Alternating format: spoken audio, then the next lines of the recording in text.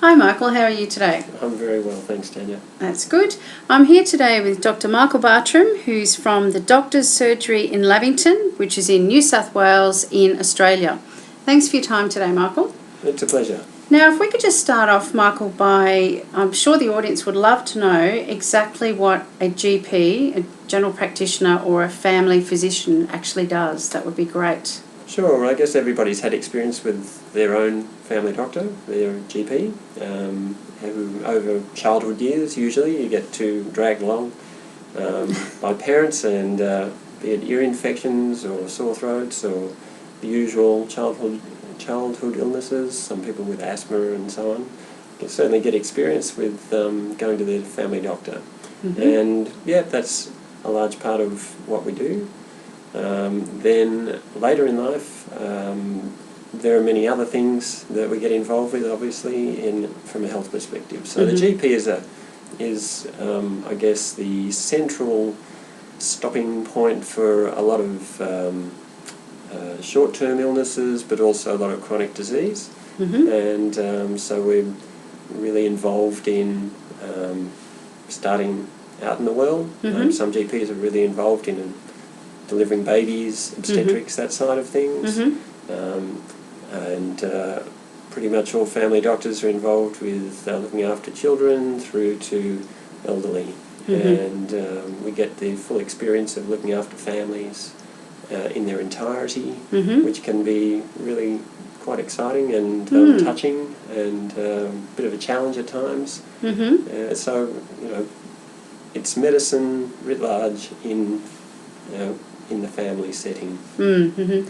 I once heard someone describe a GP as someone who has to be knowledgeable about all different areas of medicine, not necessarily having to know all the answers, but knowing where to refer people to find those answers. Would that be an accurate? Sure. Yeah, that's Yeah? a large part of what you're trained to do, and what you need to do for your own survival as a GP. Mm-hmm. There's no way you can know the latest information about everything, but you certainly need to have an idea of, if you don't know the actual area of concern, then you need to know who to ask. Sure. If you've got a good network of people behind you, you can achieve a lot. Fantastic. For people when they're needing help.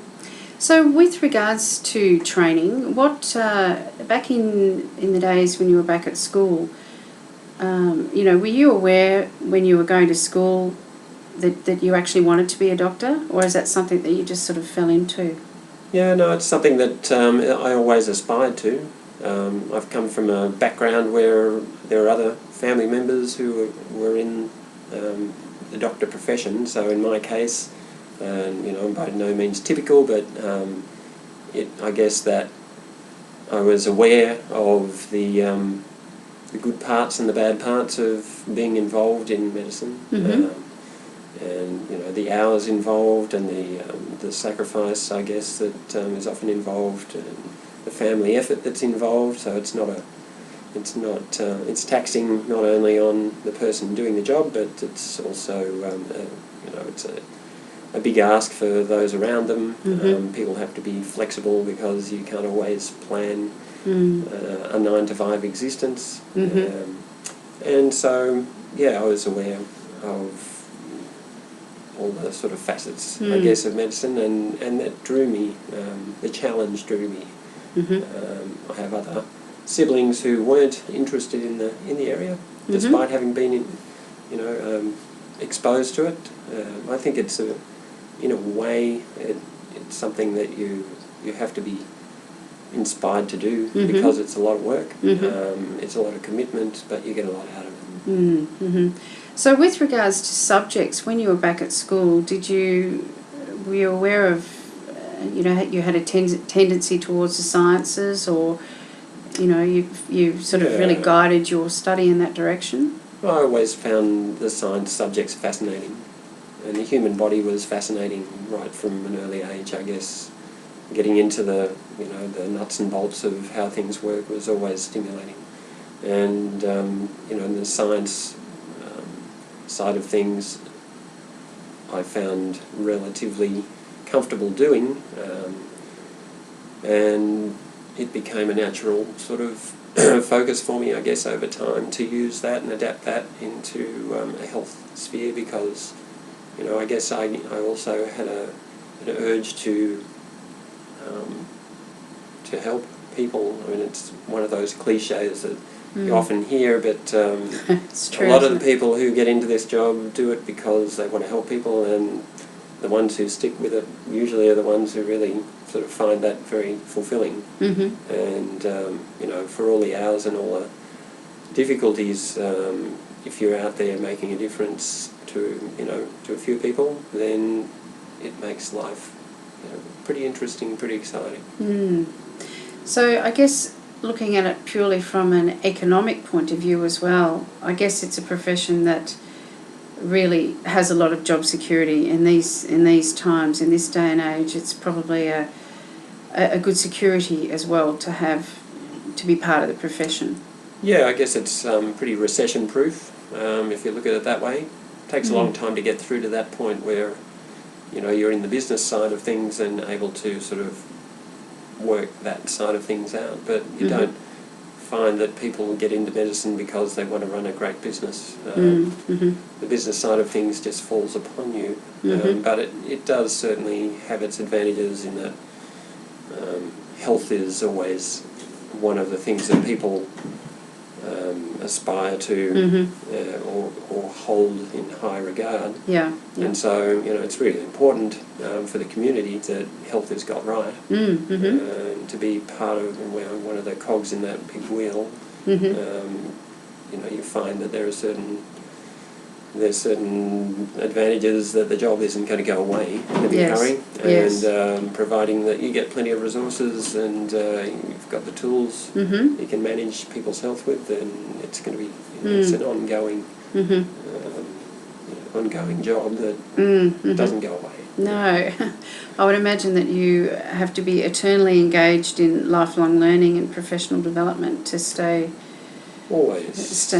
Yeah, you never stop learning, but I think that's the same with a lot of jobs these days. Like any profession, it's a, you know, you learn, when you go to university, you learn how to learn, and then you do the real job, and you kind of then realise that you've got a whole lot more to learn, and as long as you've got the skills to continue to grow your knowledge and to fill in the gaps as you go, and if you've had a good background and had a good teaching, then you'll end up feeling confident in your job. Yes, it takes a while. Yeah.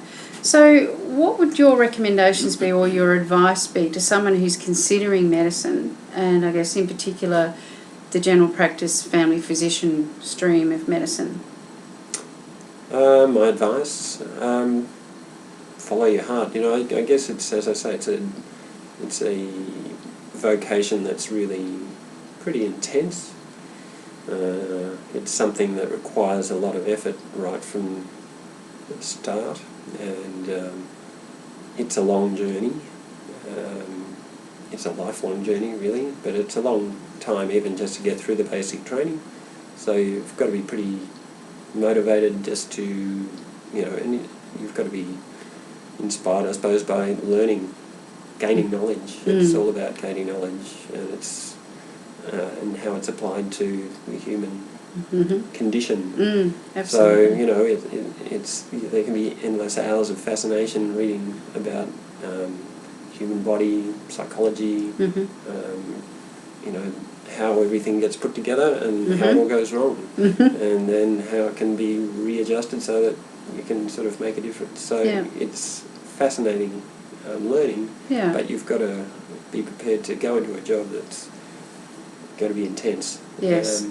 So yeah, it just doesn't stop. No, I can imagine not. In general practice, I must say, in the defence of general practice, a lot of people go into general practice because once you've gone through that initial intense training and the hospital-based environment that you sort of start out in, it doesn't suit everybody, and certainly general practice has a lot more options for being able to take over some control of your life again, and to rationalise the hours that you're doing, and still to get fulfilment in the job. Yeah, yeah. Well, I know in Australia, in country towns, when a GP moves to a country town where there is no GP, they are welcomed with open arms. So, I think that's maybe a nice aspect of the profession as well. One of the reasons I work in a country setting was because I saw the positives that the doctors got. My parents were doctors, and I could see that was something that they really enjoyed, as that they were part of a community, and that they were part of a community that was making a difference, and that I thought was something that was a positive about doing your work. If you can do it in an area that helps you feel as though you're making a difference, then it makes it nicer to go to work each day. Yeah, absolutely. Rather than be caught up in a major sort of system that you perhaps don't feel as though you're making any difference for. Yes, yeah. Well, thanks very much for your time today, Michael. I really appreciate it, and all the best in your continued profession and the new business. Thank you very much. Thank you. Pleasure.